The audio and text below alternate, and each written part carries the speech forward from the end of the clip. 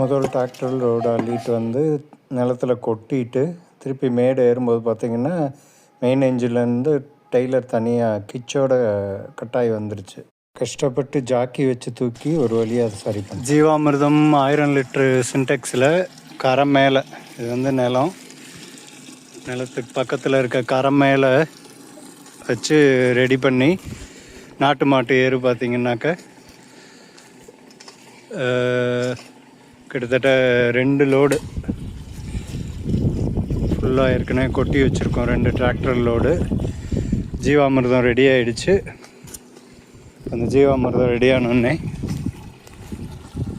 அது இந்த மாதிரி ஹோஸில் போட்டோம். அது கொஞ்சம் சாணம் அடிச்சுட்டே இருந்ததுனால வாளிகளில் பிடிச்சி அப்படியே அந்த எருவில் போட்டு ஊற்றி கலக்கி வச்சிட்ருக்கோம்.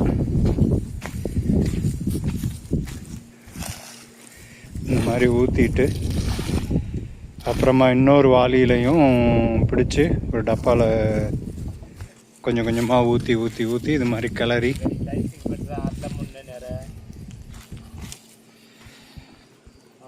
இது மாதிரி அப்படியே கழிச்சிக்கிட்டே இருக்கோம்.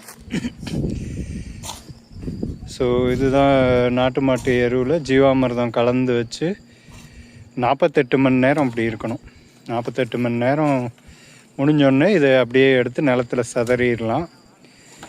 இல்லை நம்ம மானாவாரி பயிர் இந்த மாதிரி பயிர்களுக்கு இது நம்ம இந்த பயிருக்கு வந்து இப்போ மக்காச்சோளம் இந்த மாதிரி பயிர்களுக்கு மழை காலங்களில் இடையில் நம்ம வந்து உரமாக கொடுக்கணும் அப்படின்னாக்க இது நல்லா அந்த கட்டியெல்லாம் உடச்சி பவுட்ராக்கி வெயிலில் காய வச்சு ஈரமே இல்லாமல் நல்லா தூளாக சாக்குகளில் அள்ளி ஈரம் இல்லாத இடத்துல பாதுகாப்பு பண்ணி வச்சிட்டோம் அப்படின்னாக்கா 1 வருஷம் வச்சு கூட பயன்படுத்திக்கலாம் அந்த கனஜீவாமிர்தத்தை.